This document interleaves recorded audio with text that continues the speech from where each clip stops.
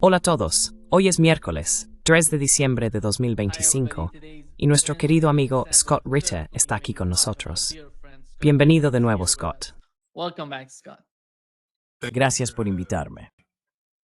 Please subscribe and hit the like button, helping Por us favor, reach suscríbete people. y dale al botón de me gusta para ayudarnos a llegar a más gente. Scott, déjame empezar con lo que está ocurriendo en Estados Unidos con el caso del bombardeo de un barco. El primer bombardeo, y luego el segundo, que mató a los dos supervivientes del primer ataque. Pete Hegseth ha estado cambiando su retórica. Primero dijo que no sabía nada al respecto. Luego dijo que no sabía del segundo bombardeo. Y esto es lo que dijo Rand Paul sobre la posición de Pete Hegseth junto con Donald Trump en relación con ese bombardeo.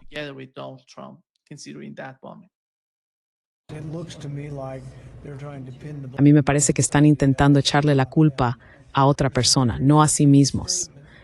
El domingo se hizo una declaración muy clara.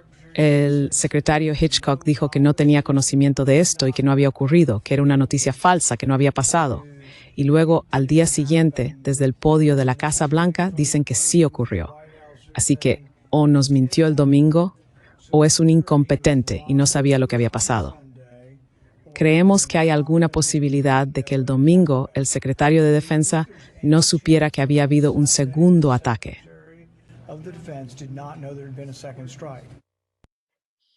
¿Cuál es tu opinión sobre lo que está ocurriendo con la administración Trump y la forma en que están respondiendo a los medios de comunicación tradicionales y a las personas dentro del Partido Republicano que están preocupadas por este tipo de acciones del gobierno de Estados Unidos?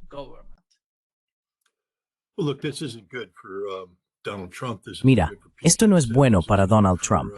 No es bueno para Pete Hegseth. No es bueno para el almirante Frank Bradley. Los tres podrían estar implicados en crímenes de guerra.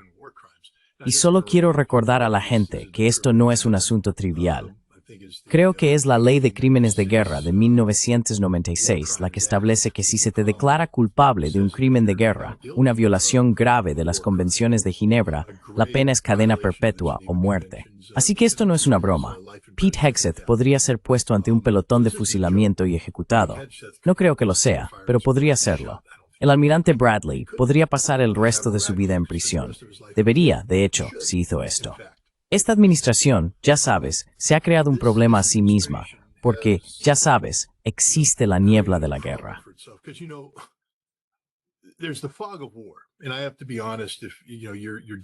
Y tengo que ser honesto, si estás tomando decisiones bajo estrés, bajo coacción, se cometen errores. Ya sabes, no es un crimen de guerra. Quiero decir, a veces podría entrar en esa categoría, pero la intención, todo se reduce claramente a la intención. Este es un presidente que ha dicho que quiere matar a todos los narcoterroristas. No tiene ningún problema en matarlos. Los quiero muertos. Quiero que los maten. Mátenlos, mátenlos, mátenlos. Este es un secretario de guerra. Desde el principio tenemos un problema aquí, porque verás, dejó de ser un secretario de defensa y se convirtió en un secretario de guerra. Y este secretario de guerra compareció ante 800 oficiales de bandera en Quantico y habló sobre cómo ya no sigue reglas de enfrentamiento tontas.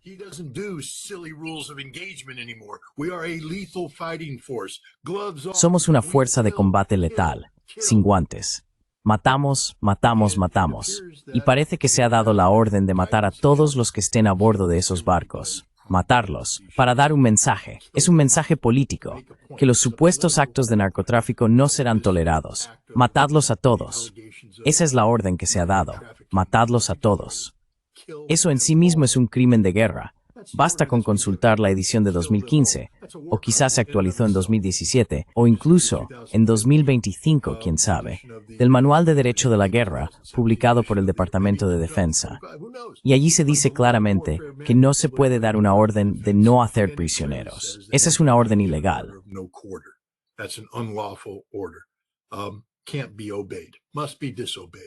No puede obedecerse. Debe desobedecerse. Así que, si en algún momento el presidente o Hegseth dijeran, mátenlos a todos, la única respuesta sería, No, señor, y rechazo esta orden por escrito porque constituye una violación flagrante del derecho de guerra. Podría ser sometido a un proceso penal bajo el Código Uniforme de Justicia Militar. Así que no solo estoy diciendo que no, lo hago por escrito, informándole formalmente de que esta es una orden ilegal y realmente no se puede hacer nada contra esa persona, porque el presidente no va a decir, ah, sí, te di una orden ilegal y voy a castigarte por no obedecer mi orden ilegal.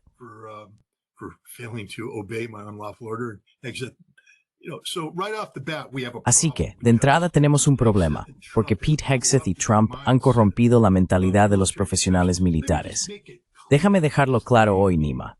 Fui entrenado para matar, ¿de acuerdo?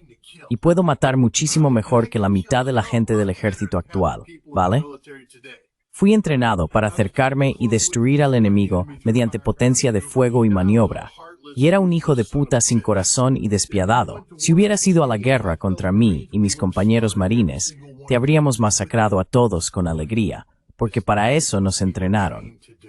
Pero también nos enseñaron que en la guerra, por horrible que sea, debe haber límites.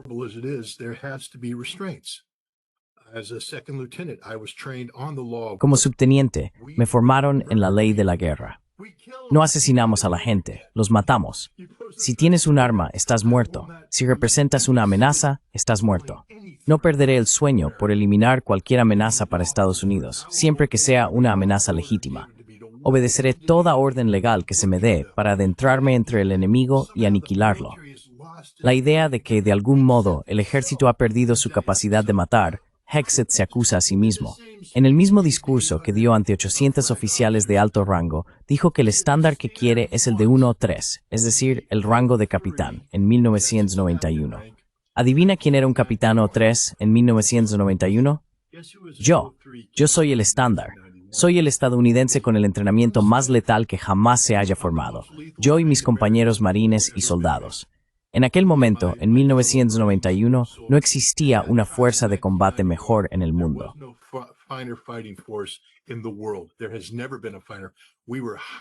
Nunca ha existido una fuerza mejor. Estábamos altamente entrenados, un tipo de entrenamiento que hoy ni siquiera podrías imaginar. Pasábamos más tiempo en el terreno. En 29 Palms, en mi unidad de artillería de campaña, un batallón disparaba más proyectiles reales de artillería en condiciones de entrenamiento realistas que todo el cuerpo de marines dispara ahora. Un solo batallón de artillería en 1985, 86, 87, 88. Disparamos más munición de artillería en un año de entrenamiento que todo el cuerpo de marines dispara este año. Eso te dice algo. Y de nuevo, no estábamos simplemente allí lanzando proyectiles sin más. Estábamos en el terreno, moviéndonos, disparando, comunicándonos en condiciones realistas, preparándonos para combatir una amenaza soviética que nos superaba en número y en potencia de fuego. Teníamos que movernos constantemente.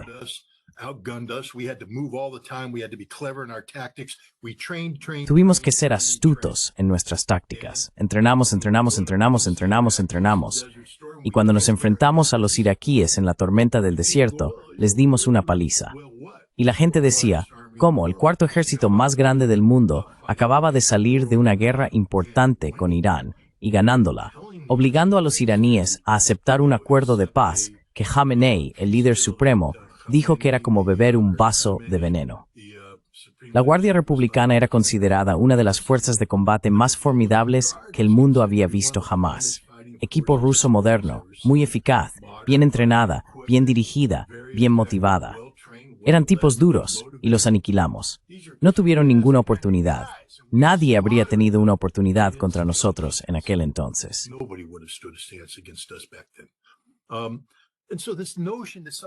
Así que esa idea de que, de algún modo, nuestro ejército no sabía cómo matar, de que los entrenadores estrella tenían que venir a enseñarles a matar diciendo, ¡mata, mata, mata!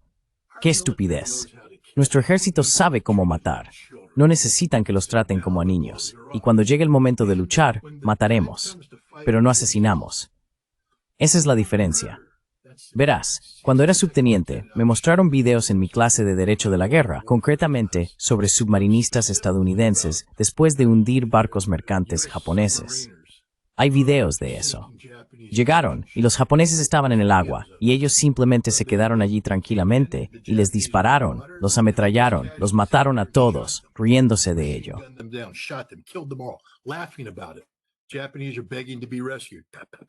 Los japoneses suplicaban ser rescatados, pero los mataban a todos.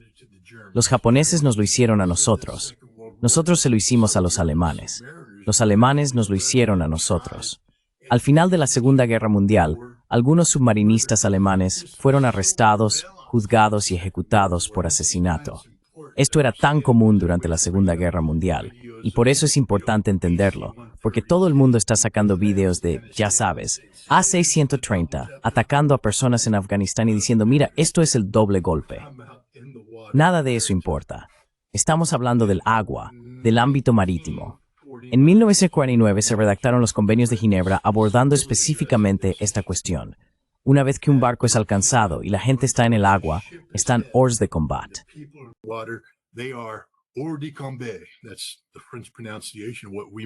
Esa es la pronunciación francesa de lo que a los marines nos gusta decir, hors de combat. Estás fuera de combate, amigo. Ya no puedes luchar. Estás en el agua. Ahora eres alguien a quien no se puede atacar. Debes ser rescatado. Eres una persona protegida. No importa, lee la maldita ley. Yo lo he hecho. No importa si eres un marinero de una armada, un marino mercante o un narcoterrorista. No importa si es una guerra nacional o una guerra internacional. No importa. Estás en el agua, estás fuera de combate, no se te puede matar. Fin de la historia. Reafirmado en 1977, los protocolos adicionales de la Convención de Ginebra y adoptado por Estados Unidos desde entonces como parte del Manual de Derecho de la Guerra.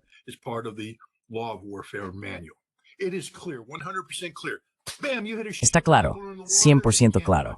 Bam, golpeas un barco, hay gente en el agua, no puedes tocarlos. No hay excepciones a esto. Ninguna. No pueden ser atacados. Y esto parece ser lo que ocurrió. Ahora bien, no conocemos las líneas temporales exactas. Quiero decir de nuevo, Hegseth no se hace ningún favor porque dice que estuvo allí durante el primer ataque, pero luego se fue, y horas más tarde se tomó una decisión. Eso significa que no fue algo improvisado. No es, ya sabes, el equipo SEAL 6 ahí arriba diciendo, oh Dios mío, hay hombres en el agua, mira, puede que esté yendo a por un arma, elimínalos, boom, boom, boom.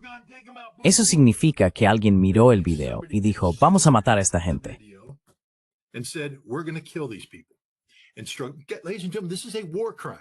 Damas y caballeros, esto es un crimen de guerra, un asesinato atroz, para citar a Hamlet.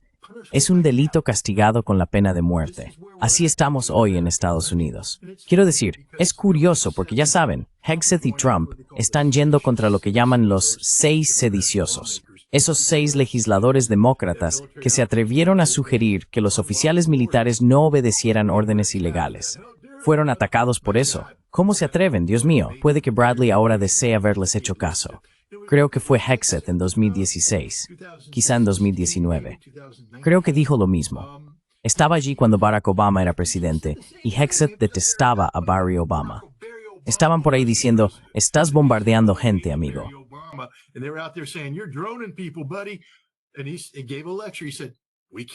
Y dio una conferencia. Dijo, no podemos obedecer esas órdenes ilegales dadas por el presidente de los Estados Unidos. Pues bien, Pete, deberías haberte escuchado a ti mismo, porque si hubiera justicia en el mundo, deberías ser arrestado y juzgado, y ya no aplicamos la pena de muerte a nivel federal, pero encarcelado de por vida. Ahora bien, probablemente obtendrá un indulto presidencial, porque Trump, por supuesto, probablemente lo hará, y Bradley también. No pasarán un solo día en la cárcel, serán indultados, pero siguen siendo criminales, y lamentablemente también lo es la mentalidad criminal que existe en nuestro ejército. Esto tiene que ser depurado. Tiene que ser depurado. Es un problema.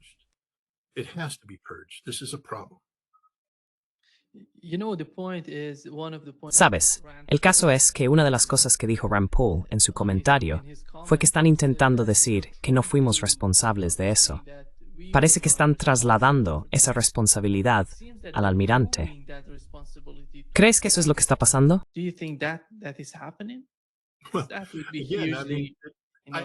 Veo que eso está ocurriendo. Pero recuerda, hay dos delitos distintos que podrían estar en juego aquí. Uno es el delito de mátalos a todos. Creo que se podría argumentar sólidamente que la intención del presidente y del secretario de guerra era matarlos a todos, y que se dieron órdenes, verbales o escritas, con ese propósito. Así que eso ya es una orden ilegal desde el principio. Están contaminados por eso. ¿Ordenó Hegseth personalmente el segundo ataque? No necesitaba hacerlo si su orden era mátalos a todos. Quiero decir, no lo sabemos. Dijo, ya sabes, boom, voladlos, mátalos a todos, y salió de la sala. O antes de empezar, aseguraos de que los matamos a todos. Ya sabes, señor, hay 11 hombres en ese barco. Mátalos a todos. Porque, según el Washington Post, esa era la interpretación de Bradley, que debía matarlos a todos.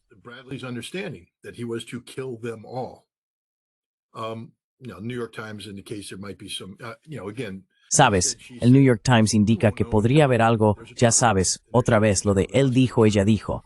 No lo sabremos hasta que haya un juicio. Y debería haber un juicio. Debe haber un juicio. Pero ya sabes, claramente están intentando cargar todo esto sobre los hombros de Bradley. Y bueno, tenemos que profundizar más en este personaje, ¿de acuerdo? Puede que sea vicealmirante, o creo que hoy es almirante, un tipo importante. Creo que ahora dirige... En su momento era el comandante del Mando Conjunto de Operaciones Especiales, los de la Delta Force y el SEAL Team 6. Ahora creo que es el comandante del Mando de Operaciones Especiales, todo el conjunto.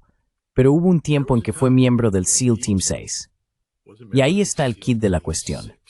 El SEAL Team 6 es una organización criminal. Cada uno de ellos. Son asesinos.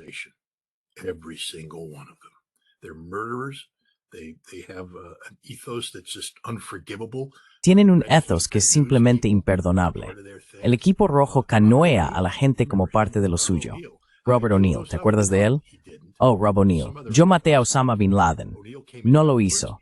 Otro SEAL lo mató. O'Neill llegó después y lo canoeó. Canoear significa disparar a alguien en la cabeza para abrirle el cráneo como señal de estuvimos aquí. Podías hacerlo con un arma, podías hacerlo con un hacha. El equipo rojo hacía eso. Y cada uno de ellos, hay 4. Ya sabes, escuadrones de sable o como quieras llamarlos. Azul, oro, plata y rojo. Todos son criminales. Quiero decir, ve y echa un vistazo a la lucha en, vaya, lo llaman la cresta de Robert, nombrada supongo por un Navy SEAL que cayó de un avión y murió.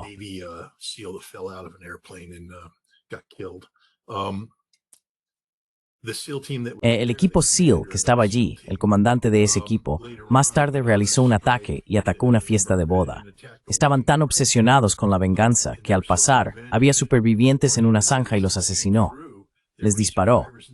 Los asesinó. Esto es lo que hacen los SEAL. Asesinaron a gente en Afganistán y luego, ya sabes, colocaron armas. Asesinan a todo el mundo. No son buena gente. Es una ética corrupta. Y Radcliffe estaba en el centro de todo esto. Así que Radcliffe no es un inocente que haya ascendido de rango y de repente se haya visto en una situación difícil. Es un asesino hijo de puta que ha matado a gente durante toda su carrera. Demándame, Radcliffe. A ver qué dice la investigación. ¿De acuerdo?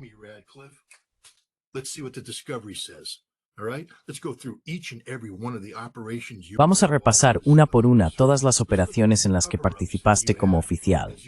Veamos los encubrimientos en los que tomaste parte.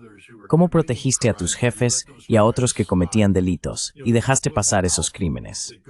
Sabes, hay un libro, Alpha, que analiza la mentalidad de los SEAL. Léelo. Así entenderéis exactamente a qué me refiero. Los Navy SEAL, como institución, deberían ser disueltos porque producen oficiales como Radcliffe, que luego ascienden a puestos más altos y aceptan, sin cuestionarlo, una orden ilegal de mátalos a todos. Ahora bien, ¿por qué la aceptaría sin cuestionarla? Porque ha sido condicionado para ser un asesino. Quiero decir, aquí es donde estamos. El espíritu militar estadounidense está enfermo.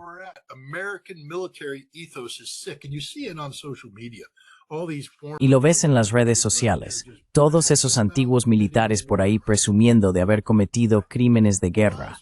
Buzz Patterson, ya sabes, algún imbécil que llevaba el maletín nuclear de Bill Clinton, cree que eso lo convierte en un héroe. Pilotó C-141. Está por ahí hablando como si fuera el jefe, ya sabes, como si estuvieran luchando cuerpo a cuerpo en las trincheras. Es un gordo asqueroso que hoy anda diciendo cosas en internet, insinuando que está bien cometer un crimen de guerra, que está bien asesinar gente, y lo respaldan personas como Robert O'Neill. Ahora, sabemos que O'Neill es corrupto porque cometió un crimen de guerra, el canoeo de Osama Bin Laden. Pero esto sigue y sigue y sigue.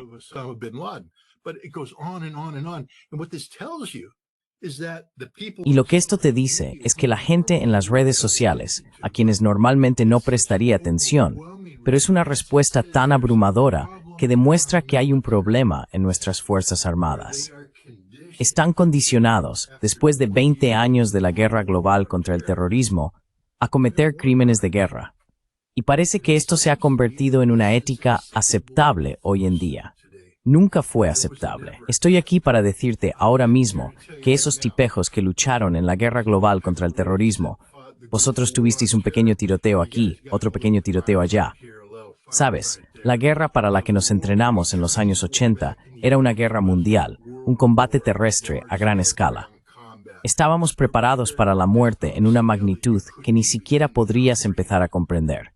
Y aún así, nunca habríamos tolerado un asesinato como este.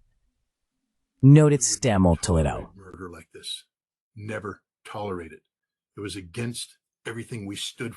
Iba en contra de todo lo que representábamos, en contra del juramento que hicimos. No entiendo por qué la mente de esta gente hoy en día está tan corrompida. Hay un problema fundamental en la forma en que preparamos y entrenamos a nuestras Fuerzas Armadas hoy. Todo se ha vuelto político. Antes éramos apolíticos. Mira, cuando me alisté en el ejército en 1969, Jimmy Carter era el presidente de los Estados Unidos. No era admirador de Jimmy Carter, pero era mi presidente, mi comandante en jefe. Se obedecen las órdenes que se dan. Luego Ronald Reagan se convirtió en presidente. Me gustaba Ronald Reagan, así que estaba contento. Con George H.W. Bush fuimos a la guerra bajo su mando, pero luego llegó Bill Clinton. Bill Clinton no me gustaba nada, no importaba. Tenía un trabajo que hacer, una profesión. No dejé que la política interfiriera con el trabajo.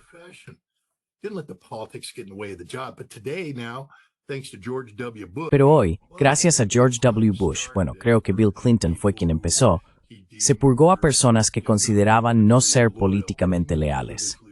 ¿Qué significa ser políticamente leal? El ejército no debería ser políticamente leal. Solo son leales a una cosa, la Constitución. Y ahí está el problema, porque la gente dejó de ser leal a la Constitución y empezó a ser leal a un político, a un presidente, a un partido político. Y ahí es donde estamos hoy, un ejército que ha sido corrompido fundamentalmente por la política interna. Lo que eso ha hecho es nublar su juicio en cuestiones básicas de lo que está bien y lo que está mal. Que un presidente diga que algo está bien no lo hace correcto. Tiene que ser legal. Y un presidente no puede simplemente decir matadlos a todos. Esa es una orden ilegal.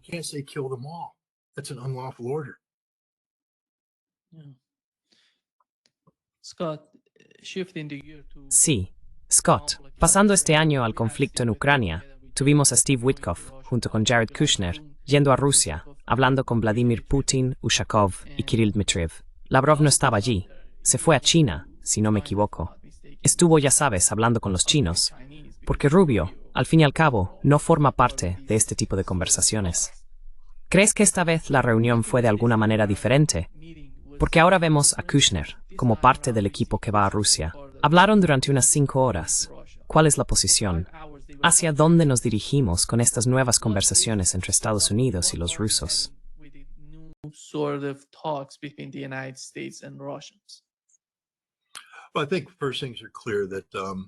Creo que ante todo está claro que Europa ha quedado fuera del panorama.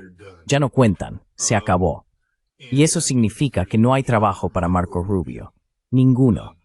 Su tarea era intentar unir todos esos hilos diplomáticos, mantener la continuidad de la política, etc. Eso se ha terminado. Creo que hay un reconocimiento de que Rusia ha ganado esta guerra y que ahora se le está diciendo a Ucrania, puedes hacerlo por las buenas o por las malas. La forma fácil es simplemente aceptar que Rusia ha ganado y así podemos dar esto por concluido. La forma difícil es que Rusia os va a matar a todos. Donald Trump ha salido diciendo que no quedará una Ucrania si se sigue por este camino. Y esa parece ser la posición que se ha adoptado. ¿Por qué?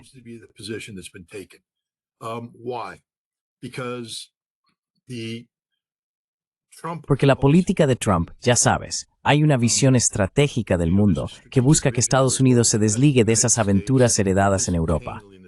La OTAN, la aventura de la OTAN. Tenemos que ampliar la OTAN, pero necesitamos un enemigo llamado Rusia. Creo que Trump ha terminado con eso. En Oriente Medio, tanto si va a tener éxito como si no, quiere poner fin al conflicto palestino-israelí. Creo que es sincero en ese objetivo. Si realmente puede lograrlo o no, no lo sabemos. Pero no quiere verse atrapado en otra guerra de una década que cueste billones, que no ganemos y de la que no salgamos. Ya ha terminado con eso. En el Pacífico se habla menos de confrontar a China por Taiwán y más de cómo podemos tener relaciones económicas normales con China.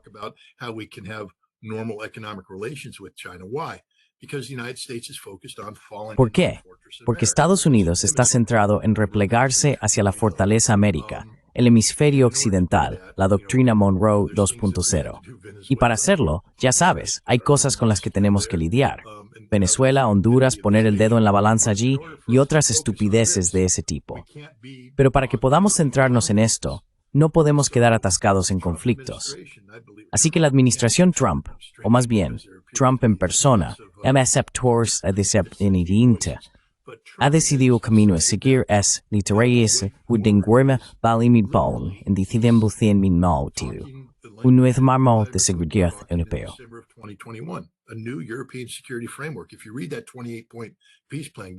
Si lees ese plan de paz de 28 puntos, deja de lado la basura ucraniana que Keith Kellogg y Marco Rubio metieron ahí. Céntrate en los detalles. Ya sabes, están hablando de trabajar con Polonia para calmar las cosas con los estados bálticos, cómo desescalar allí, cómo crear esferas de influencia e interés que no desemboquen en una guerra, cómo conseguir que la OTAN se calme. Y Rusia dice que, una vez que eso ocurra, no tiene ningún interés en la guerra.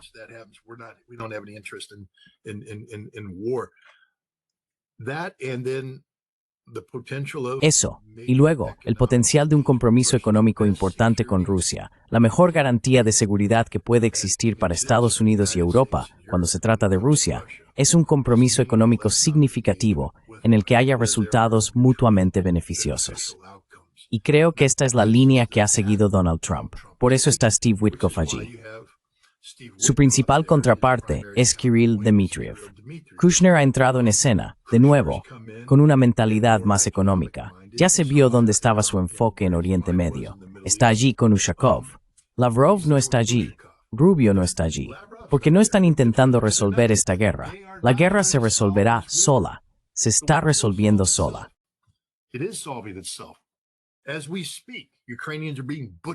Mientras hablamos, los ucranianos están siendo masacrados en el campo de batalla. Colapso total del ejército ucraniano, el colapso que se había predicho. Los rusos están avanzando. Quiero decir, creo que ayer, en algunos lugares, avanzaron 19 kilómetros, algo inaudito. Colapso total del frente de Zaporilla. Si Rusia logra envolver ese frente, no quedará nada. Ahora estamos hablando de que Rusia podría cruzar el Dnieper y tener un paso directo por Mykolaiv, amenazando Odessa, algo que Putin acaba de decir que harán si Ucrania sigue atacando sus barcos.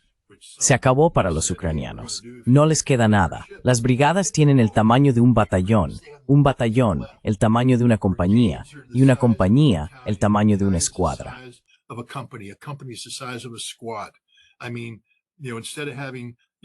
Quiero decir, en lugar de tener 5,000 hombres, ahora van a tener 250. Y eso es todo. No pueden rotar a nadie porque todos están muertos. No queda nadie, no queda nada. Y esta es la realidad. Cada día se ve más y más colapso. No hay buenas noticias para los ucranianos. Todos son malas noticias. Políticamente Zelensky está en las últimas con este escándalo de corrupción. Y hay que preguntarse, ¿quién promovió esto? ¿De dónde vino? Ya sabes, de Estados Unidos.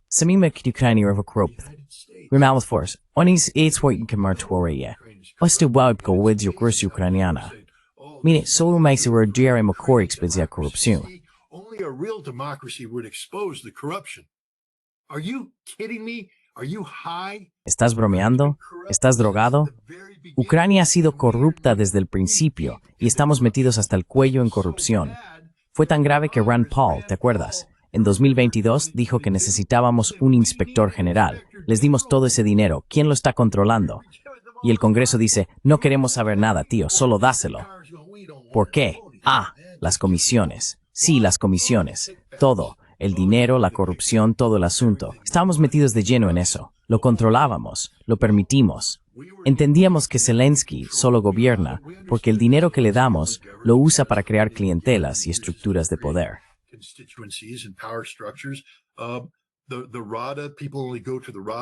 La Rada, la gente solo va a la Rada, su parlamento, por los contratos que Zelensky puede repartir. Si estás de su lado, consigues un contrato, y un contrato no significa que realmente hagas algo, solo significa que recibes dinero. Oye, tienes un contrato, aquí tienes algo de dinero.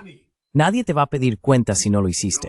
Oye, conseguiste un contrato de $1,000 millones para cavar trincheras y construir fortificaciones detrás de la línea de Pokrovsk. Aquí tienes tu $1,000 millones. Y ahora los rusos han roto el frente, y la gente pregunta, oye, ¿dónde están las trincheras? Nunca llegué a construirlas, porque estaba demasiado ocupado comprándole un collar de diamantes a mi amante y regalándome un bonito Porsche.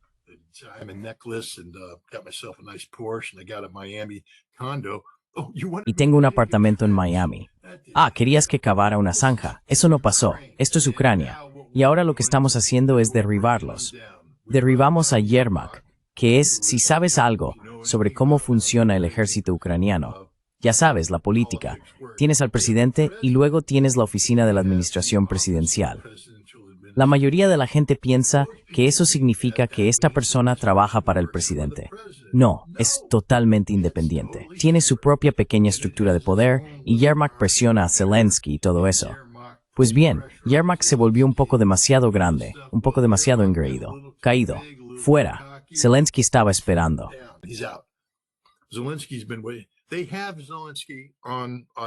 Tienen a Zelensky grabado en una cinta de audio, aparentemente revelando información comprometida.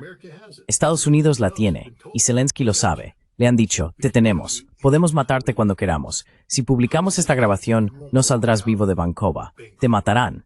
Así que tienes que cooperar. Y ahora mismo está hecho un lío, como un perrito confundido. Va por Europa, hablando con los europeos, y a nadie le importa. Y Estados Unidos... Esa delegación ni siquiera se detuvo en Europa para ponerse al día. Rubio no va a la cumbre de la OTAN. A nadie le importa. Se acabó. El experimento europeo ha terminado. Es una operación impulsada exclusivamente por Estados Unidos. No se trata de lograr un alto el fuego. De lo que se trata es de configurar las condiciones para una relación posterior al conflicto entre Estados Unidos y Rusia.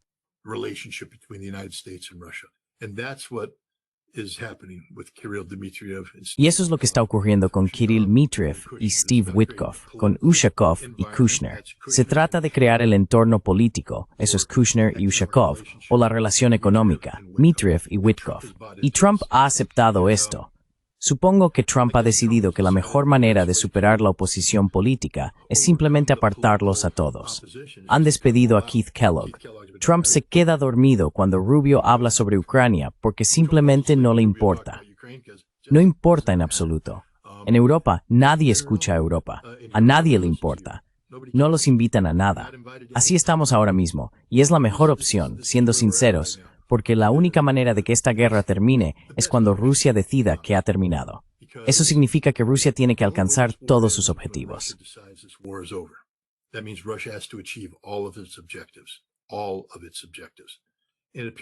Todos sus objetivos.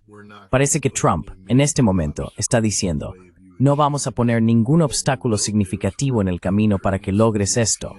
Lo que haremos será trabajar con los ucranianos y los europeos en la medida en que Europa quiera colaborar para intentar que se salten la parte de morir y pasen directamente a la parte de rendirse.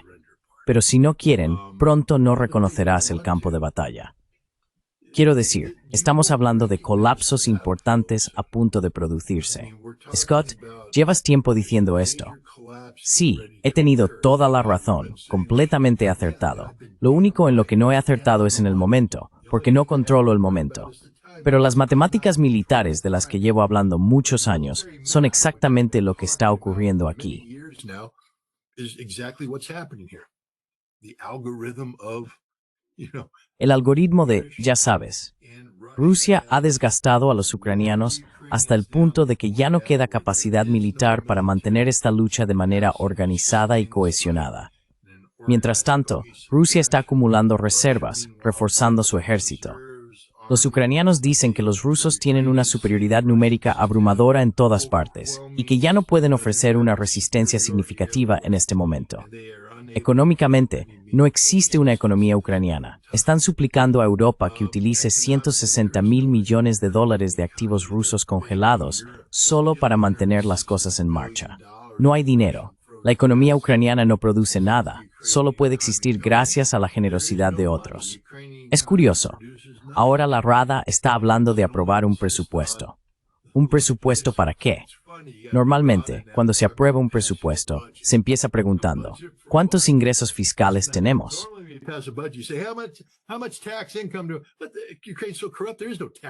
Ucrania es tan corrupta que no hay ingresos fiscales. Todo va a los bolsillos de la gente. Necesitan 160.000 millones de dólares para este presupuesto, y ese dinero no existe. Bélgica por fin se ha vuelto inteligente. Tal vez Estados Unidos se haya puesto en contacto con ellos y les haya dicho, no vamos a dejar que hagáis esto con los activos, porque eso destruiría nuestra empresa de $1 billón.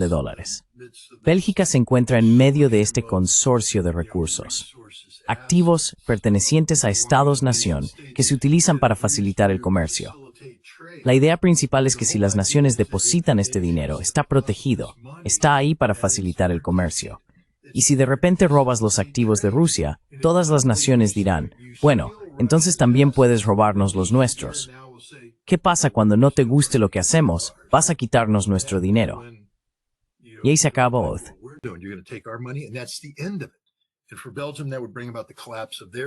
Y para Bélgica, eso provocaría el colapso de su economía, de la economía europea y también de la de Estados Unidos. No podríamos recuperarnos de eso. Así que, educadamente se le ha dicho a Europa que se olvide del asunto. Simplemente no va a suceder. Ahora la economía ucraniana se está derrumbando, o ya se ha derrumbado. Su sector energético, Rusia los ha dejado fuera de juego. Jugaron una partida, intentaron atacar la infraestructura energética rusa y perdieron. Fue una apuesta y la perdieron. Rusia hoy, sí, un poco de apretarse el cinturón, pero están bien. Ucrania no. Y ahora eso está conduciendo a un colapso político que se está acelerando por esta investigación de corrupción, aparentemente llevada a cabo a instancias de Estados Unidos. Tenemos que ser un poco cuidadosos con cómo hacemos esto, porque nosotros tampoco estamos limpios.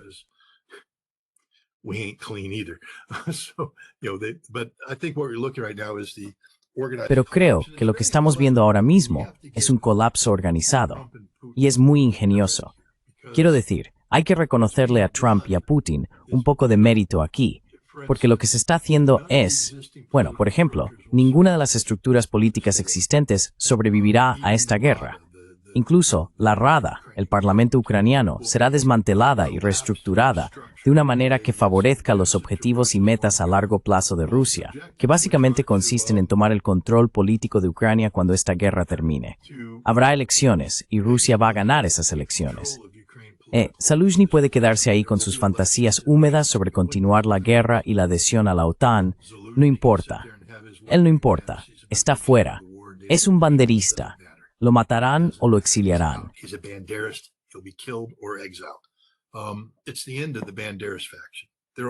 Es el fin de la facción banderista. Todos van a morir. Y ahora mismo, Rusia tiene un montón de gente esperando entre bastidores que va a entrar y ganar las elecciones. Y luego, ya sabes, lo otro que salió de la reunión de Moscú, un concepto interesante, es que los diversos problemas de Ucrania se resolverán mediante referendos y votaciones. Bueno, votar es un referéndum. Los ucranianos podrían perder Odessa y Mykolaiv a través de esos referendos. Ya sabes, Rusia estará al mando. Y esta es la realidad. Ucrania la ha fastidiado. Deberían haber aceptado el acuerdo de Putin hecho en junio. Entonces tendrías una Ucrania soberana. Pero Putin lanzó la advertencia. Si no lo hacéis, Es el mejor acuerdo que vais a conseguir. Esta es la última vez que lo vais a tener. It's the best deal you're going to get, and it's the last time you're going to get it. Well, fool around, find out. Bueno, quien juega con fuego se quema. Y ahora mismo, Ucrania está aprendiendo esa dura lección. Se metieron con la gente equivocada y han perdido esta guerra. Va a ser una victoria rusa decisiva.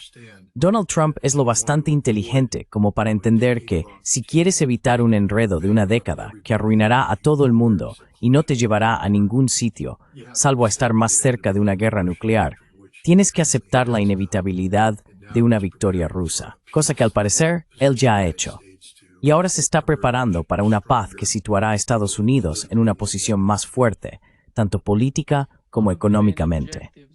Uno de los principales objetivos del ejército y del gobierno rusos en Ucrania es la desmilitarización de Ucrania.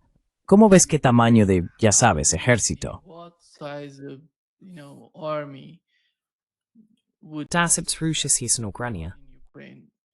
Rusia, ya lo ha dicho. ¿Lo recuerdas? 50.000 a 60.000. Eso es todo. No habrá más que eso. The same Lo mismo que fue en Estambul, en ese acuerdo de Estambul. That's it. There will be nothing more. Eso es todo. No habrá nada más. Rusia no lo aceptará. Ucrania tenía un ejército de 260.000 efectivos entrenados por la OTAN al comienzo de este conflicto, preparado para invadir el Donbass y masacrar a los hablantes de ruso allí.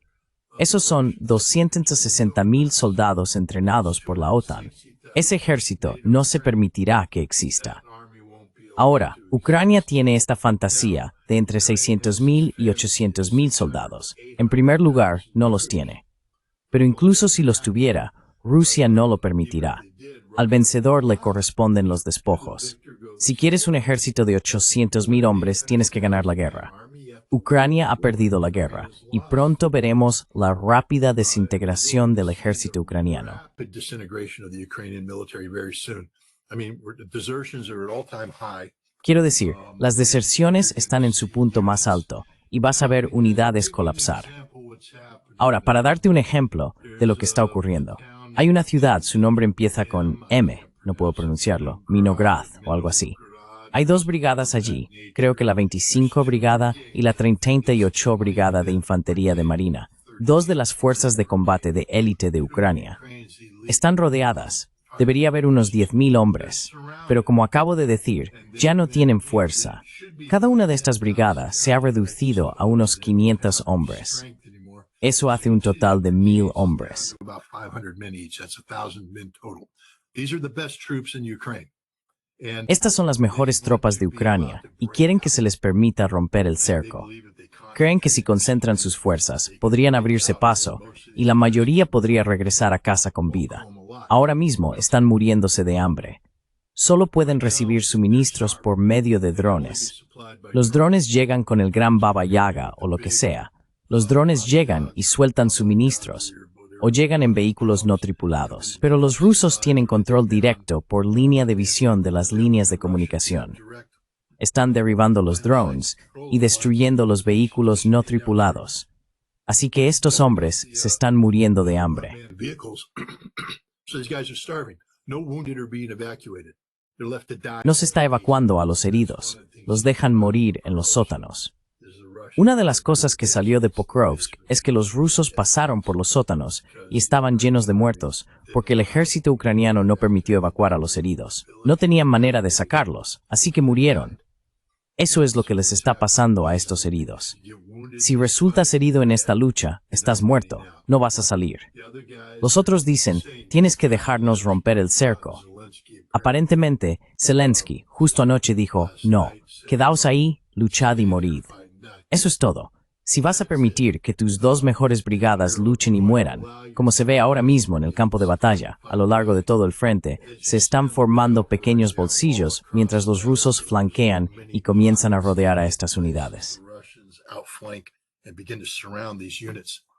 These units aren't, they're looking there saying, Estas unidades, ya sabes, están mirando a su alrededor y diciendo, al gobierno no le importamos, ¿por qué estamos luchando? ¿Por qué estamos muriendo? Y se está viendo cómo todo el ejército empieza a perder la voluntad de luchar, la voluntad de resistir. Ya no creen en la causa. Y cuando eso ocurre, comienzan a abandonar sus posiciones, ya sea para salvar la vida o simplemente desertar, marcharse para siempre. Y esto es un colapso. Esto es lo que está ocurriendo ahora mismo. El ejército ucraniano dejará de existir como una fuerza de combate operativa en un futuro muy próximo, al menos de un tamaño significativo. Y al final, lo que va a suceder es que la desmilitarización se producirá tal como Rusia ha dictado.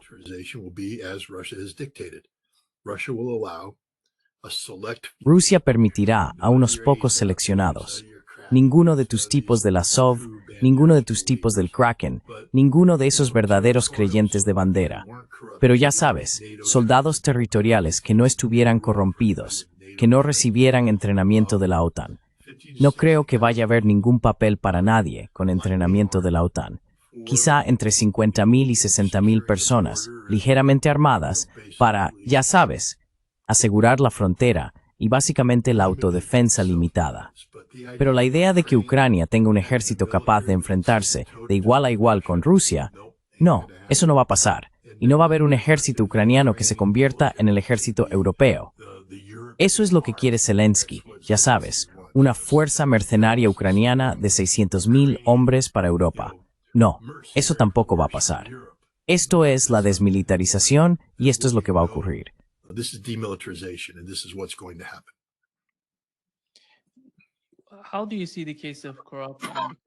¿Cómo ves el problema de la corrupción? Al fin y al cabo, creo que la corrupción es el factor clave en Ucrania. No solo la corrupción en sí, sino también el otro punto mencionado en ese documento de 28 puntos, la amnistía concedida a esos criminales de guerra. ¿No crees que estas dos cosas podrían utilizarse tras cualquier acuerdo en Ucrania para apartar del poder a los ultranacionalistas?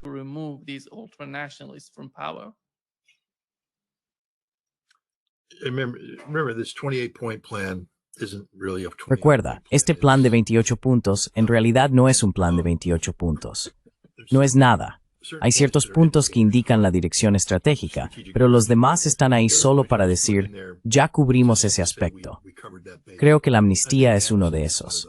De nuevo, creo que encaja con lo que ocurrió el pasado junio, cuando Vladimir Putin dijo, podemos aceptar el comunicado de Estambul, actualizado para reflejar la realidad actual. Eso habría sido un buen acuerdo para Ucrania, pero decidieron no aceptarlo, así que ahora están cayendo. Para lograr la paz aquí, se habla de amnistía. Es como una concesión. ¿Cuál será mi futuro? Vale, la guerra termina. Hombre, hicimos cosas bastante malas. Hablan de desmilitarización, desnazificación, corrupción. La idea es, no, amnistía total, todos limpios, marchaos.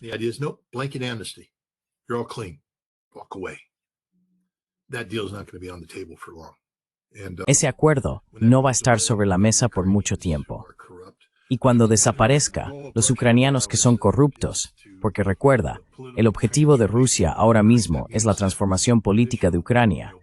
Eso significa que las estructuras tradicionales de poder, como los oligarcas y todas las familias y relaciones corruptas, van a desintegrarse. No se les permitirá mantenerse en su lugar, porque de ahí proviene el poder político, que se convierte en la Rada. La Rada no es más que una herramienta de corrupción. Se elige a personas para un partido político, entran y se reparten la economía ucraniana en sus propios bolsillos. Eso es lo que hacen. El futuro de Ucrania no puede ser así. Así que Rusia desmantelará eso y establecerá sus propias estructuras. Si quieres decir que esas son menos corruptas o no, no lo sé.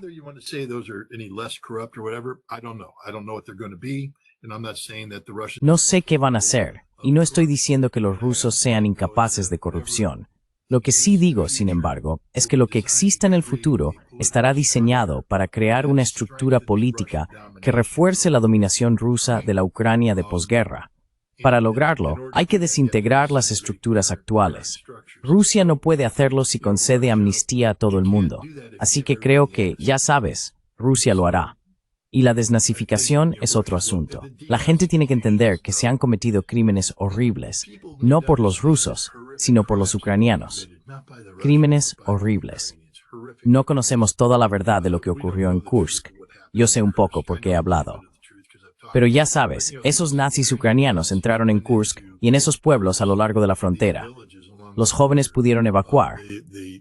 The young were able to evacuate, the elderly stayed behind, and they were butchered, raped. Los ancianos se quedaron atrás y fueron masacrados y violados, literalmente despedazados y violados por nazis ucranianos. No estoy usando palabras a la ligera. Eran personas que llevaban cascos nazis, con la insignia de las SS y todo eso. Los rusos saben quiénes son esas personas y no se les va a permitir vivir. No estoy justificando crímenes de guerra, solo digo que no se les permitirá vivir. No vas a ver a esas personas capturadas y después del conflicto no se les permitirá permanecer en Ucrania. Tendrán que buscar refugio en otro lugar. Safe haven elsewhere. And I think they need to be Y creo que deben tener cuidado, porque parte de la normalización de Rusia, y llegaré a eso en un segundo, será que Rusia dirá, si tienes a un criminal de guerra bajo tu jurisdicción, debes repatriarlo a Rusia para que se haga justicia. Así que no creo que haya demasiados lugares donde estas personas puedan esconderse.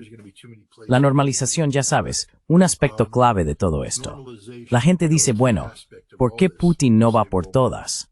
Quiero decir, tu buen amigo Gilbert Doctorow es un gran fanático de la idea de la decapitación. El viejo Gil conoce la guerra. No, no la conoce. Está bien. Robó brandy, whisky y vino. Buen hombre. Pero quiere decapitar Kiev. He wants to decapitate Kiev. Why isn't that? It shows Putin's weak. No, it shows Putin's. ¿Por qué no es así? Eso demuestra que Putin es débil. No. Demuestra que Putin es unas 400 veces más inteligente de lo que Gilbert Doctorow será jamás. Porque en algún momento, cuando esta guerra termine, puedes poner fin a la guerra.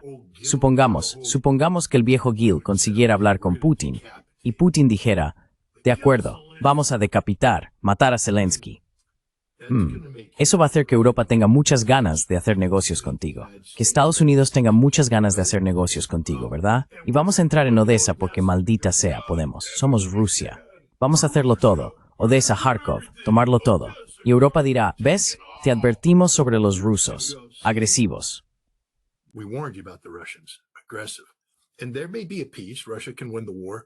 Y puede que haya paz. Rusia puede ganar la guerra. Pero entonces, ¿qué pasa con las sanciones? No se levantarán. ¿Qué pasa con el reconocimiento de Gerson, Zaporilla, Lugansk y Donetsk? No serán reconocidos. Será un poco como con los estados bálticos al final de la Segunda Guerra Mundial, cuando teníamos el mapa de la Unión Soviética, pero decíamos que Lituania, Letonia y Estonia no formaban parte de ella. No lo reconocíamos. Así que el Crimea y los rusos no forman parte de Rusia.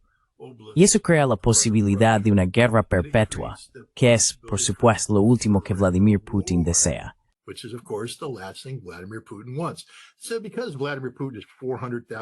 Así que, como Vladimir Putin es 400.000 veces más inteligente que Gilbert Doctorow, no va a optar por la decapitación. Lo que va a buscar es el tipo de acuerdo de paz que está promoviendo ahora mismo. Un acuerdo en el que Occidente reconozca la autoridad legal de Rusia sobre los 4 territorios y Crimea, de modo que no haya mapas confusos y se levanten las sanciones. Rusia tendría entonces la capacidad no solo de recuperar cientos de miles de millones de dólares en activos incautados, sino también de participar en actividades económicas con Occidente, sin las trabas de las sanciones, generando billones de dólares en beneficios económicos. El genio de Vladimir Putin.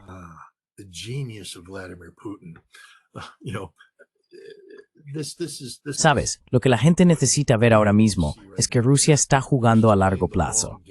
Y ese juego a largo plazo no implica momentos emotivos de izar la bandera sobre Odessa. Van a conseguir Odessa, pero lo harán mediante un referéndum. No van a ocupar físicamente Odessa, porque eso crea condiciones que dificultan que Europa y Estados Unidos acepten la soberanía rusa sobre esos territorios.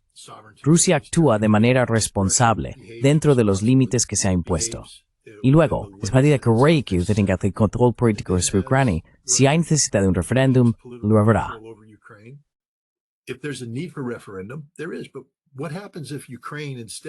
Pero ¿qué pasa si Ucrania, en lugar de ser un estado hostil del que Rusia tiene que arrebatar territorios, se convierte en la tercera hermana, parte del Estado de la Unión con Rusia y Bielorrusia? Aquí hay todo un elemento en juego. Una vez más, la gente ignorante del mundo, entre ellos Gilbert Doctorow, no es consciente de esto, ¿ves? porque hablar del Estado de la Unión significa que en realidad tienes que ir a hablar con el Estado de la Unión. Y eso, de algún modo, te convierte en una herramienta de Rusia, solo por hablar con personas que saben lo que hacen y están haciendo cosas reales. No te conviertes en una herramienta de Rusia cuando haces esto. No, te conviertes en alguien empoderado, con conocimiento e información. No, you become somebody empowered with knowledge and information, and you know that there is right now within Russia. Y sabes, ahora mismo en Rusia y Bielorrusia hay un gran esfuerzo por incorporar a Ucrania como la tercera hermana del Estado de la Unión. Ese es el objetivo y la meta estratégica de muchas personas en Rusia. Creo que incluido Vladimir Putin, aunque me resisto a hablar en su nombre. Es un tema políticamente delicado, pero esta es la dirección que están tomando los rusos, con una visión más amplia sobre la estabilidad a largo plazo y la resolución de las causas profundas del conflicto.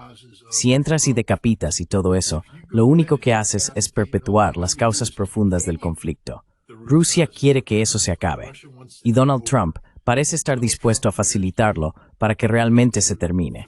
Cuando esta guerra acabe, se habrá acabado. Fin. Terminado. It's over, finished, done.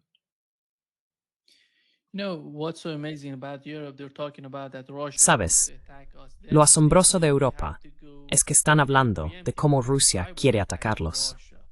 Luego dicen que tienen que lanzar un ataque híbrido preventivo contra Rusia.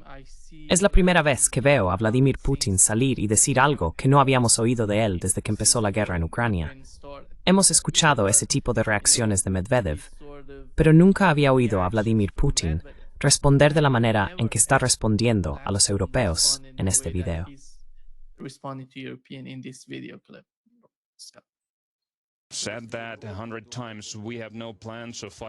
Lo ha dicho cientos de veces. No tenemos planes de luchar contra Europa. Pero si Europa quiere luchar y empieza esta guerra, entonces estamos preparados ahora mismo. No hay duda de ello. La única cuestión es si Europa inicia la guerra, si desata esta guerra, porque eso no es Ucrania. Con Ucrania estamos utilizando algunos medios quirúrgicos. Intentamos ser muy cuidadosos, y ya entiendes por qué. Esto no es una guerra en el sentido directo de la palabra. Pero si Europa de repente quiere iniciar una guerra, y si la inicia, entonces muy pronto podría encontrarnos en una situación en la que no quede nadie con quien negociar.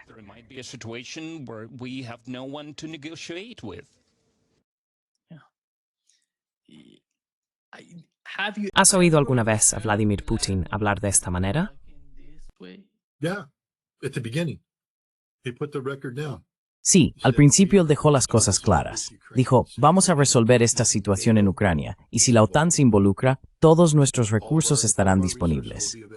Ahora, 4 años después, creo que Putin está harto de la estupidez de Europa. Quiero decir, ¿hasta qué punto pueden ser estúpidos? Ya lo has oído. Sabes, Putin trató a los europeos con un mínimo de respeto. Solía atender las llamadas de Macron y Merkel, escucharlos y considerar lo que tenían que decir. Pero ahora basta con mirar la estupidez de Europa, todo este sinsentido. Como dijo Putin, creo que antes, en esa misma línea, ellos buscan derrotarnos estratégicamente. Bien, ¿quieres jugar a ese juego? Pues vale. Y ya sabes, básicamente lo que Rusia está diciendo es, si queréis una guerra con nosotros, habrá una guerra. Basically, Russia's saying is, you want a war with us, there will be a war, but understand there will be nothing left when we finish. Pero entiéndelo, no quedará nada cuando terminemos. Nada. Ahora bien, si Rusia usa o no armas nucleares es otra cuestión. Pero el hecho es que Rusia tiene considerables capacidades estratégicas de ataque convencional. No serán guiadas con precisión, devastarán por completo. La industria de Alemania dejará de existir. Francia, si quieren jugar a juegos estúpidos, ganarán premios estúpidos. Lo mismo con Gran Bretaña. No hay defensa en toda Europa. Ya sabes, se han despojado de todo y lo han enviado a Ucrania, donde los rusos lo han destruido. No sé, ¿oíste a Rubio el otro día? Les damos Patriots y unos días después están destruidos. Bienvenido al mundo real. A few days later, they're destroyed. Welcome to the real world. Russia has got it all figured out. There's no air defense. Rusia lo tiene todo calculado. Ya no queda defensa aérea en Alemania. Así que recuerda aquella fábrica a las afueras de Kazán, que ya sabes, creo que hablaban de 500 drones al día. Creo que ahora están produciendo hasta 1000 drones diarios. Rusia está utilizando quizá 400 o 500 drones al día, a veces baja a 200 o 300, pero producen 1000. ¿Dónde crees que van esos drones? ¿Entiendes lo que acabo de decir? El día que Europa quiera una guerra, los cielos sobre Europa se oscurecerán con drones rusos y lo destruirán todo. Los drones Orlan descenderán y lo destruirán todo. Hay toda una nueva categoría de Iskander, el Iskander S, que ahora es un misil de alcance intermedio. Destruirá objetivos con una ojiva convencional.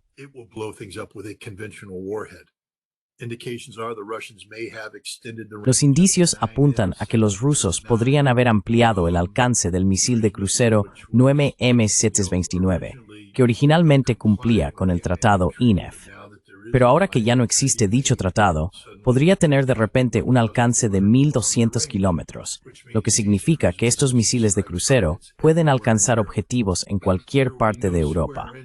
No habrá ni un solo centímetro cuadrado de Europa a salvo del abrumador ataque convencional de Rusia. Y Europa no tiene defensa, ninguna, cero. No hay defensa en Europa contra nada de esto. Y esa es la realidad. Si Francia o Inglaterra deciden hacer algo estúpido como usar un arma nuclear, entonces toda Europa desaparecería instantáneamente. Eso podría desencadenar una guerra nuclear entre Estados Unidos y Rusia.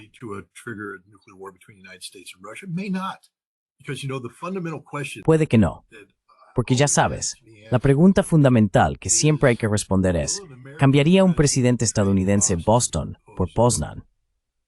Poznan es una ciudad polaca. La menciono al azar. No estoy diciendo que los rusos tengan algo en particular contra esa ciudad. Pero la cuestión es, si Rusia decide lanzar una bomba nuclear sobre una ciudad polaca, ¿están los Estados Unidos dispuestos a perder una gran ciudad estadounidense como consecuencia? O, como el presidente ha estado señalando a Europa, estos lo estáis haciendo a vosotros mismos. Sois estúpidos, ignorantes, tontos. Si Europa quiere suicidarse, ¿están los Estados Unidos automáticamente obligados a suicidarse con ella? Y creo que Rusia ahora tiene una mejor comprensión de dónde se sitúa esta administración actual.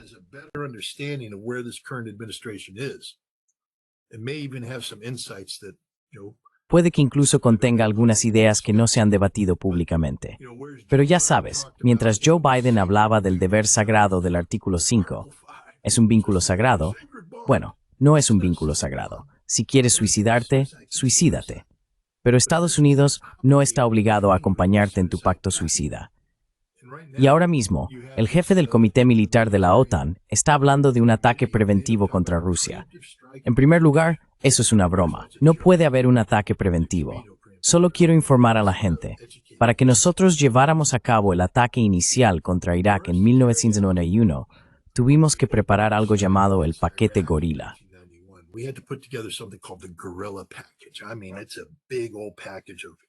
Quiero decir, es un enorme paquete de aeronaves, cientos de ellas, y ya sabes, toda la planificación que hubo detrás y todo eso. La OTAN no tiene eso. Si quitas a Estados Unidos de la ecuación, no vamos a lanzar un ataque preventivo contra Rusia. Si intentas que la OTAN intervenga de repente, no pueden hacerlo. Simplemente no pueden. Físicamente no pueden hacerlo. Las fuerzas aéreas de la OTAN no tienen esa capacidad. Primero, algún idiota italiano suelta algo, pero escucha lo que dijo. No sabemos cómo podríamos llevar a cabo este ataque preventivo, porque no sabemos quién lo haría, quién estaría autorizado para hacerlo, o bajo qué autoridad se haría. Hay un montón de cuestiones legales, lo que significa que no se puede hacer. No se puede hacer. Así que es una estupidez.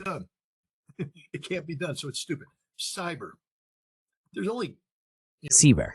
Solo hay, bueno, ya sabes, en toda Europa hay una única superpotencia cibernética. Y esa es Estados Unidos. Luego está un aspirante llamado GCHQ en Inglaterra. Los neerlandeses tienen una pequeña capacidad, pero todos los demás es una broma. Rusia los ha infiltrado. Rusia los controla. No pueden hacer guerra cibernética. Si eliminas a Estados Unidos, eliminas la capacidad de llevar a cabo una guerra cibernética significativa contra Rusia. Así que no van a hacer un ataque preventivo de ese tipo. Están hablando, ya sabes, de ese tipo de cosas de guerra híbrida. Vemos a los británicos haciendo eso ahora mismo. Los británicos han estado practicando la guerra híbrida. ¿Quién crees que llevó a cabo el ataque con drones contra las bases rusas? Ukrainians? It was a British Los plan ucranianos. run with the Fue un plan británico, dirigido por los británicos, con una huella ucraniana. ¿Quién crees que está llevando a cabo esos ataques con drones submarinos contra la flota en la sombra rusa?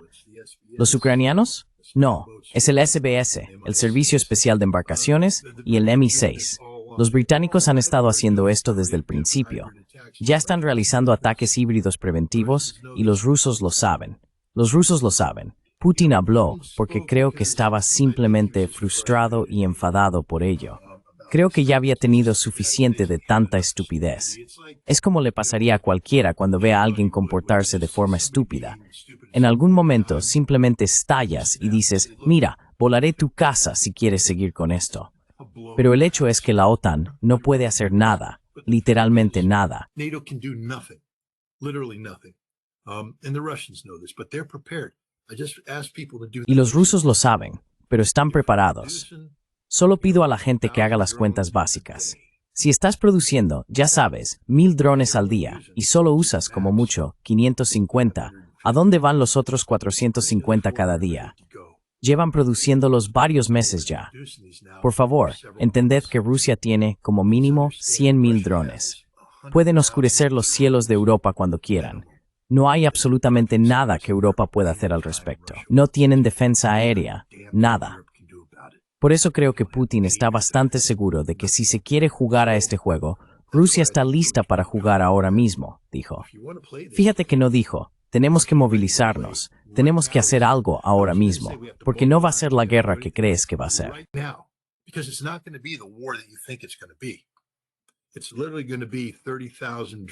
Literalmente van a ser 30.000 drones entrando en Europa al día durante una semana. Es decir, 210.000 drones. No hay defensa, nada los va a derribar. Puedo elegir 210.000 puntos de impacto y borrar Europa de la faz de la Tierra. Este es el tipo de estupidez con la que la OTAN está lidiando ahora mismo. Y el tipo de estupidez que Estados Unidos simplemente está evitando. Por eso no estamos hablando con ellos. ¿De qué hay que hablar? Son unos idiotas. Nada de lo que dice tiene sentido. Nada de lo que dice tiene sentido. Nada de lo que dice ningún europeo tiene sentido. Incluso el jefe del comité militar no tiene sentido. Los europeos simplemente están ahí, siendo absurdos, insistiendo en la estupidez.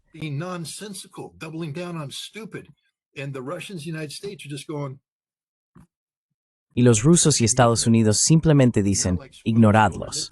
Y ahora como niños mimados, golpean la mesa aún más fuerte, intentando hacerse oír. En algún momento, Europa despertará y se dará cuenta de que se ha dejado fuera, de que no tiene influencia, de que van a suceder cosas que tendrán un impacto profundo en Europa. Quiero decir, me encanta. Están tan orgullosos porque ahora han aprobado una ley que dice, nunca usaremos gas ni petróleo ruso. Buena suerte.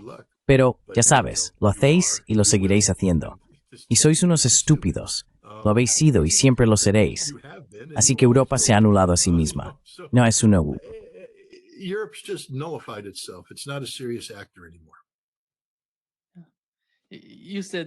Dijiste que nada de lo que Macron está diciendo tiene sentido. Esto es lo que dijo sobre la corrupción en Rusia, Scott.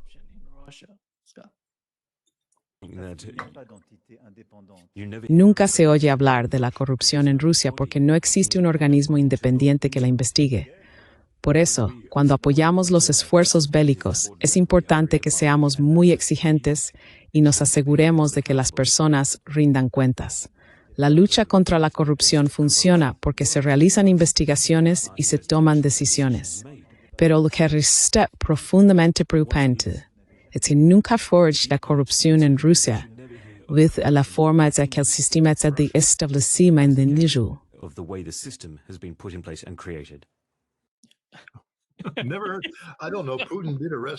No lo sé. Putin arrestó a un gobernador de Kursk por corrupción. Creo que ha habido varios viceministros de defensa arrestados por corrupción, generales arrestados por corrupción, vicegobernadores arrestados por corrupción. Quiero decir, los rusos, especialmente desde, ya sabes, después de la movilización de 300.000. Quiero decir, la gente tiene que entender que no se pretendía que fuera así, pero se convirtió en un proceso revolucionario. Porque lo que pasó fue que Putin dijo, movilización de 300,000, y todos los sistemas en los que habíamos estado invirtiendo dinero en infraestructuras, recibo informes cada año que dicen, esto es lo que estamos preparados para hacer, ejecutémoslo. Y algunos lo hicieron, porque créeme, no todo el mundo en Rusia es corrupto.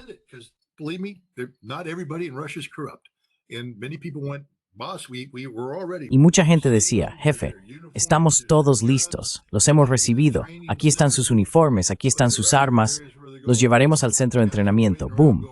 Pero en otras zonas decían, los hombres están esperando, no hay uniformes que darles. Y las armas que les estamos entregando están todas oxidadas porque no las hemos mantenido. Y todo eso. ¿Por qué? Porque el jefe de la comisión militar se quedó con ese dinero. Se compró un amante, se compró una casa y todo eso. Están todos en la cárcel. Rusia intervino y dijo, ups, retírenlos. Están en prisión, procesados. No se hizo en secreto. Fueron arrestados públicamente, expuestos ante todos, despojados de sus medallas, despojados de sus condecoraciones y encarcelados, donde están cumpliendo condena.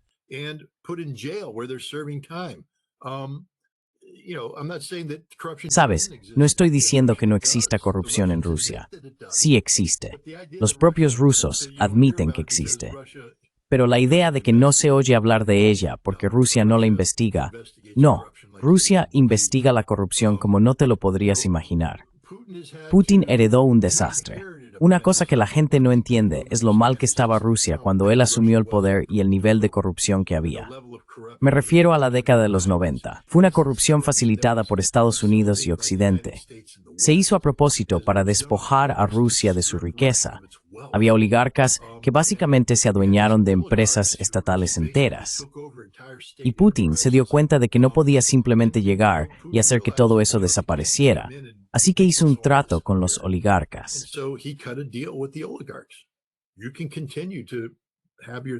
Puedes quedarte con tus beneficios, pero a partir de ahora tienes que pagar tus impuestos, reinvertir en Rusia y hacer cosas que beneficien al Estado ruso.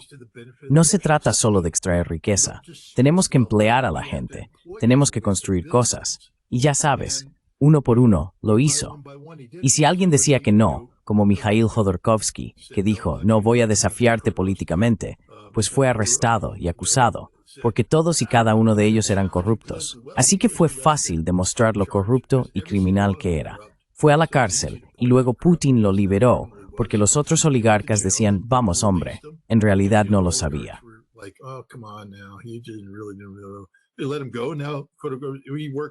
Lo dejaron ir. Ahora Khodorkovsky trabaja para el MI6 en Londres, dirigiendo operaciones políticas contra los rusos y utilizando sus miles de millones de dólares para financiarlas. También hay otras personas así por ahí, pero poco a poco están siendo eliminadas. Sabes, Rusia depende menos ahora del dinero de los oligarcas. Uno de los mayores regalos que Occidente le dio jamás a Vladimir Putin fue la decisión de sancionar a los oligarcas al principio de todo esto, porque de repente dejaron de serle útiles. Dijo, todo vuestro dinero está en el extranjero, ha sido confiscado. Qué pena. A partir de ahora, todo, según las nuevas leyes, debe reinvertirse en Rusia. Ninguna riqueza puede salir de Rusia.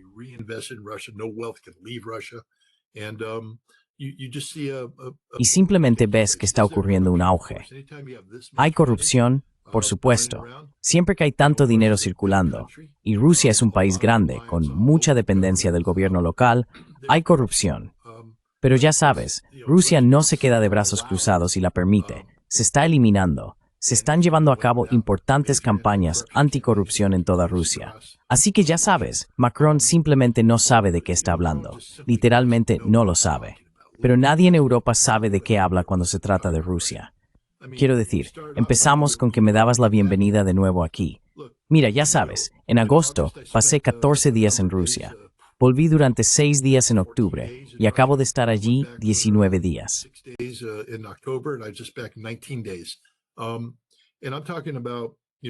Y estoy hablando de sumergirme hasta las orejas, intentando aprender sobre Rusia. Sabes, a Gilbert Doctorow le gusta creer que voy allí y que Everett, el gobierno ruso y generales gordos retirados me agasajan con vino y banquetes. No, Gilbert, no tienes ni idea de lo que estás diciendo. Voy allí y trabajo con los rusos. Hablo con los expertos, con los bien conectados, con la gente de la calle. No me alojo en hoteles de 5 estrellas. De hecho, me quedé en un hotel de 3 estrellas muy modesto, muy agradable, muy limpio, pero definitivamente no el Metropol. Así es como se aprende sobre Rusia. Lo bueno, lo malo y lo feo.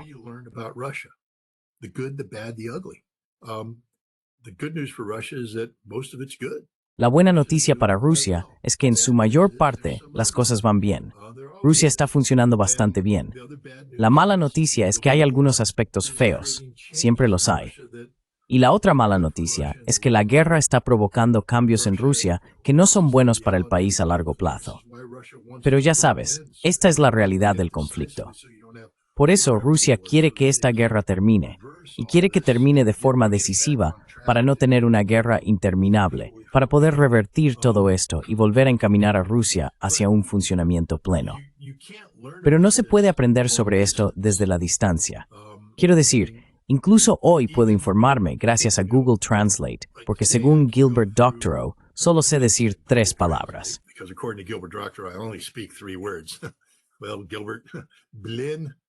Bueno, Gilbert, Blin Boymat. Esos son 3. Y ya te lo dije. ¿Sabes lo que dije, Gilbert? Podría seguir y seguir porque conozco mucho argot militar. Conozco un par de cientos de palabras de jerga de soldados para decirte a dónde ir, Gilbert. Pero también puedo expresarme con educación en sociedad. Puedo conversar en ruso, no con fluidez. Es algo tosco, pero me defiendo.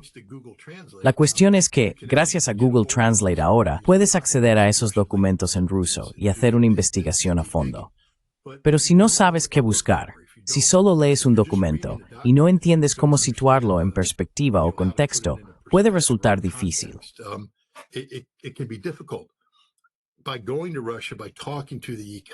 Al ir a Rusia, al hablar con los economistas, los diplomáticos, los oficiales militares, desde el rango de general hacia abajo, puedes abrirte camino entre estas fuentes y empezar a obtener una visión más amplia y completa de la complejidad de Rusia.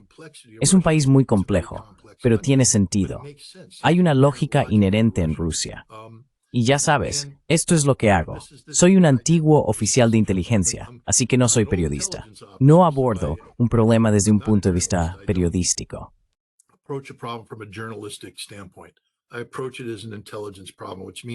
Lo abordo como un problema de inteligencia, lo que significa que necesito tener una comprensión completa y fundamental de los asuntos para que se puedan considerar todos los resultados. Así es como abordo Rusia, desde el punto de vista de un problema de inteligencia. Elaboro un plan de gestión de recopilación. No estoy espiándolos, pero conozco los recursos de los que dispongo y los utilizo para recopilar datos. Luego, evalúo esos datos, formulo una tesis y la pongo a prueba. Modifico los requisitos de recopilación hasta tener suficiente información para sentirme cómodo haciendo una evaluación sobre Rusia. ¿Tengo razón? A veces, muchas veces.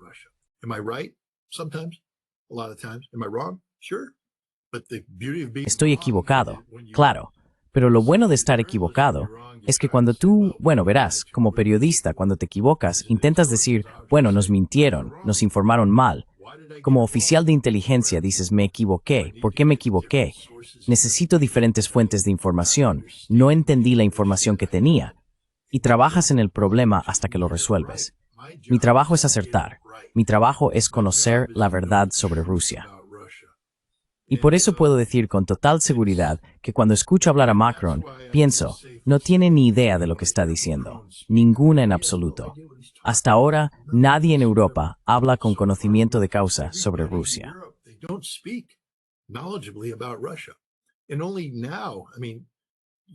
Y solo ahora, quiero decir, cuando ves a Steve Witkoff empezar a hablar sobre Rusia, ya sabes, no es un especialista en la región rusa, pero tiene una comprensión más profunda de Rusia, porque en realidad está manteniendo estas conversaciones en profundidad con Kirill Dmitriev.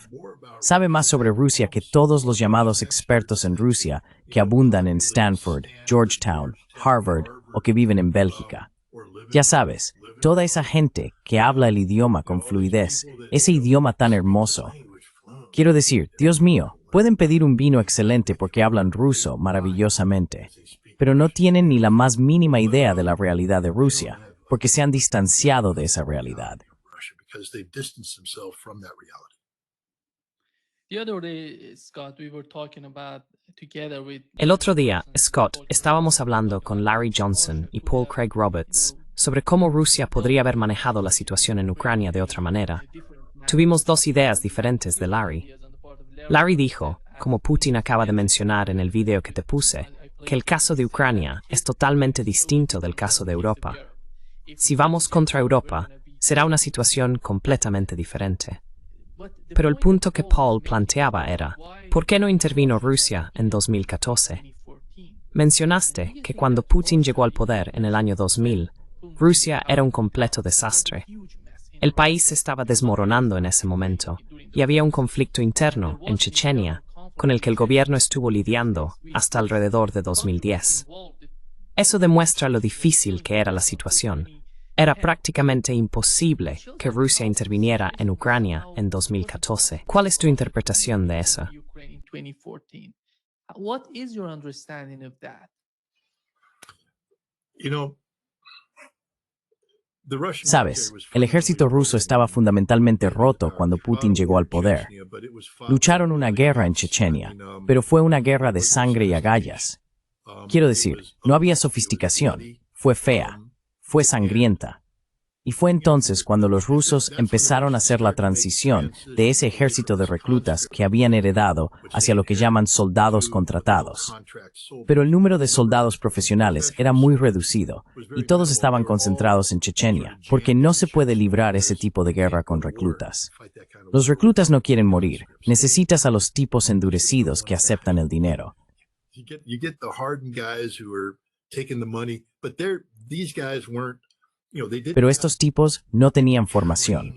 La forma en que lucharon fue lo que aprendieron en la escuela de los golpes duros, combatiendo a los chechenos. Y fue brutal, fue horrible. No había leyes de guerra, solo se trataba de matar. Y prevalecieron. Lograron negociar la paz con los chechenos. Ahmad Kadyrov y Vladimir Putin tuvieron mucho éxito en este sentido. La historia de Chechenia es una de las grandes historias de éxito que Occidente nunca conocerá ni comprenderá, porque la ridiculizamos. No tenemos ni idea. Ve a Grozny, verás una ciudad renacida. Ve al campo, habla con los chechenos. Todos están comprometidos con ser chechenos y al mismo tiempo con formar parte de la Federación Rusa.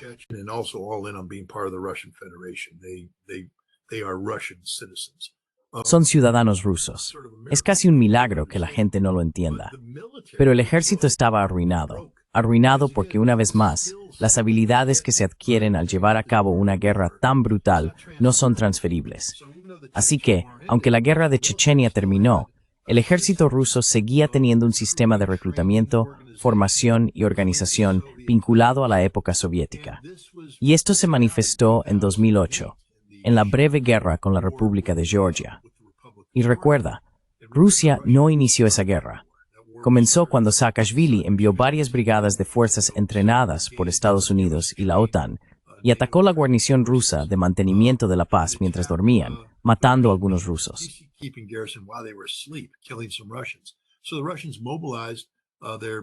Así que los rusos movilizaron sus recursos militares en Osetia del Norte y bajaron por el túnel de Rocky hacia Osetia del Sur, donde lucharon contra los georgianos. Y ganaron por pura superioridad numérica. Pero si miras los informes, ya sabes, es algo genial ser un marine estadounidense, porque los marines entrenaron a varias de estas brigadas en tácticas de pequeñas unidades, y estos tipos sabían disparar, moverse y comunicarse. Los rusos decían que, tácticamente, estos georgianos, su infantería ligera, eran increíbles. Se movían tácticamente de una forma que los rusos no podían igualar. Así que simplemente se retiraron y los machacaron con artillería. Y eso fue todo.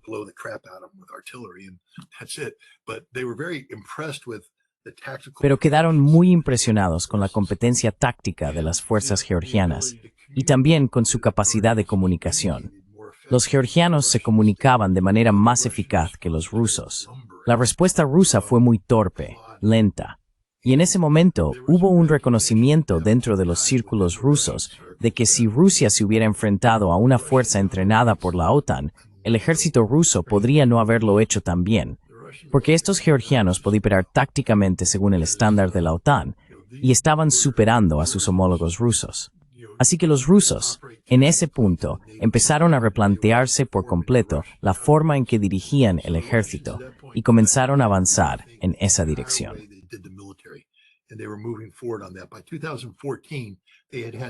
Para 2014, habían hecho algunas mejoras, pero no las suficientes.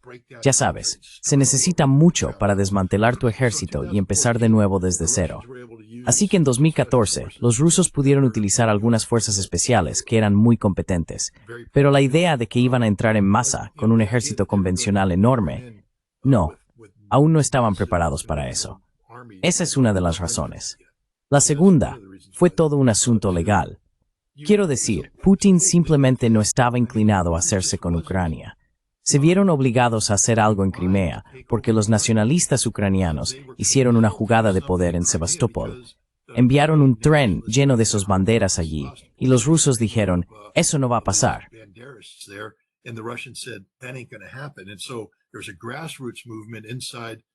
Así que hubo un movimiento de base dentro de Crimea, en Sebastopol, que contó con el apoyo de las fuerzas especiales rusas, los hombrecillos verdes que llegaron y tomaron el control de las comunicaciones, y Crimea se convirtió en rusa. Él resolvió ese problema de inmediato. Fue más difícil en Donetsk y Lugansk. Allí hubo algunos problemas legales. La gente tiende a olvidar que Sebastopol era un distrito federal dentro de Rusia. Estaba regido por la ley rusa y por un montón de otras cosas. Así que Crimea fue un conjunto de circunstancias único. Donetsk y Lugansk eran puramente ucranianos. Entonces, ¿cómo haces que aparezcan los hombrecillos verdes? Ahí es donde entró Wagner, Utkin, con el indicativo Wagner. Era un miembro de las fuerzas especiales del GRU y creó equipos paramilitares.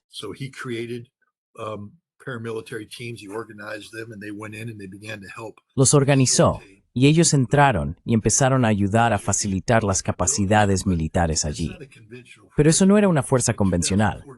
En 2014, cuando los rusos sí trajeron sus fuerzas, trajeron tanques, no recuerdo el número de la brigada, la Nomeda o la Quinca o algo así, pero los trajeron. Hubo una gran batalla en Debaltseve, o algo parecido, donde el ejército ucraniano fue rodeado por los rusos. Iban a matarlos a todos, y fue entonces cuando Merkel suplicó a Putin que perdonara al ejército ucraniano.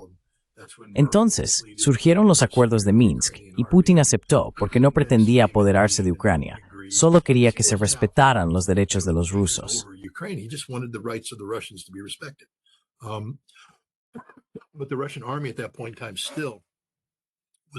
Pero el ejército ruso en ese momento aún no estaba al nivel necesario. Los rusos ni siquiera estaban al nivel adecuado en 2022. Tenían ciertas capacidades preparadas, pero lo que vimos, tuve una entrevista fascinante con un tipo que había luchado en Donetsk. Déjame comprobarla ahora. Vale, nos quedan unos 10 minutos más. En fin, él había combatido con el ejército de la República Popular de Donetsk desde 2014. Así que en 2022, cuando empezó la guerra, llamó a sus compañeros de la RPD porque seguía siendo una nación independiente. Dijo, atentos, que vienen los grandes, nos van a enseñar algo. Y vio entrar al ejército ruso.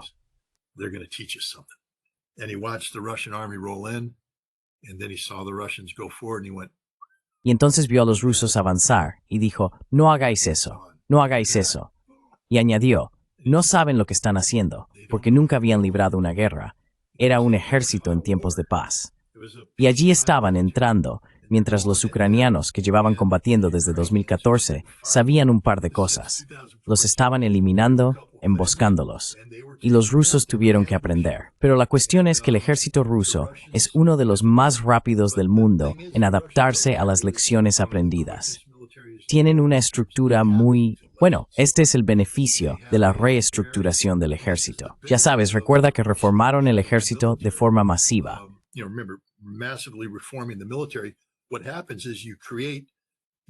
Lo que ocurre es que se crean estas instituciones de enseñanza superior, educación superior, academias en todos los niveles, y se hace rotar a la gente por ellas. Se desarrolla una doctrina y luego se envía de nuevo a los campos de entrenamiento, donde se empieza a instruir basándose en las lecciones aprendidas. Ahora bien, en tiempos de paz, el proceso de aprendizaje de lecciones se prolonga durante un periodo de tiempo. En la guerra, Es instantáneo. Los tanques italianos salieron y fueron emboscados. ¿Qué pasó? Cometieron errores. Necesitaban esto, aquello y lo otro. Bien, se trae a los supervivientes, se les interroga, se reflexiona, se intercambian ideas, se actualiza la doctrina, se entrena y 8 semanas después ya tienes un cambio doctrinal nuevo. ¿Cómo crees que ganaron los rusos la contraofensiva del verano de 2023?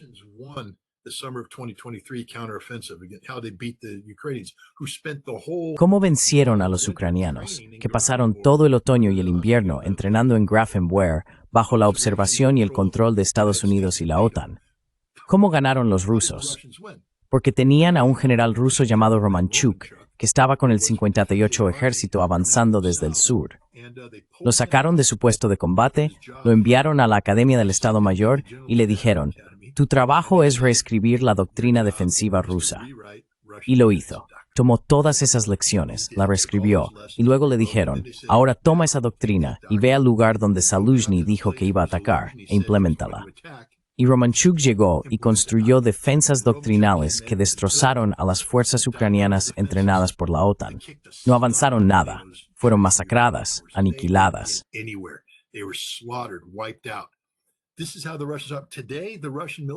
Así son los rusos. El ejército ruso de hoy está perfectamente afinado. Ese concepto de tácticas de carne de cañón, no sabes de qué estás hablando. Los rusos no hacen eso.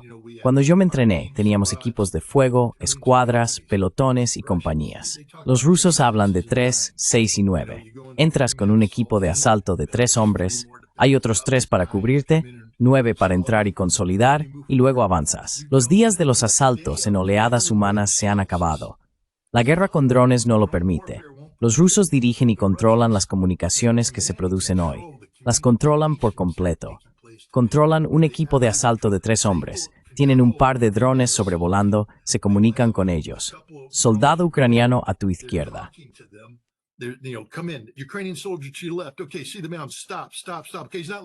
Vale, mira el montículo. Para. Bien, no está mirando. Gira, dispara. Boom, mátalo. Bien, para. Lanza una granada por encima de esa colina. Boom, no lo alcanzaste. Retírate. Boom, boom, boom, boom, boom. Están dirigiendo a esos tipos desde arriba. Boom. Luego dicen: esperad. Traen un equipo de apoyo con sus drones de combate y bam, bam, bam, bam, bam. Lo golpean con un dron. Mientras tanto, otras unidades de drones están suprimiendo la capacidad de los ucranianos para responder a 20 kilómetros de distancia. Guerra electrónica. Todos son drones. Hoy todo es guerra con drones. Nada ocurre sin drones. Y los rusos lo hacen mejor. Hablé con un comandante de drones.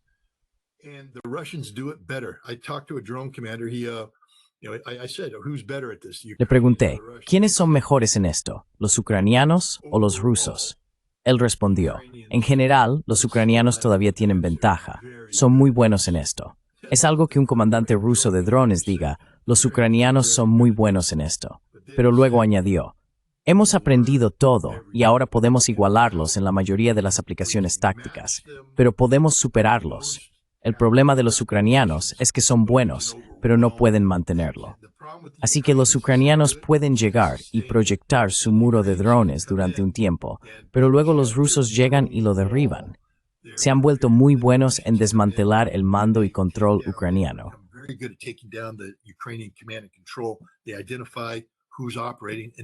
Identifican quién está operando y luego los matan.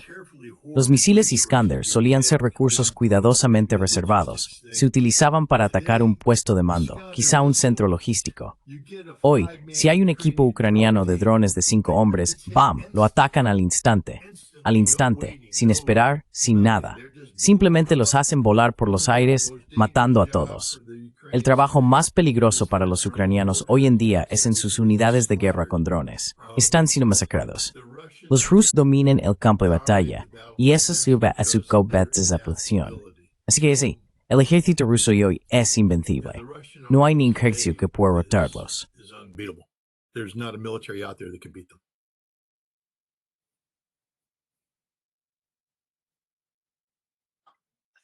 Muchas gracias, Scott, por estar con nosotros hoy. Siempre es un gran placer hablar contigo. De acuerdo. Muchas gracias. Que tengas un gran día. Have a great day, Scott. Bye-bye. Que tengas un gran día, Scott.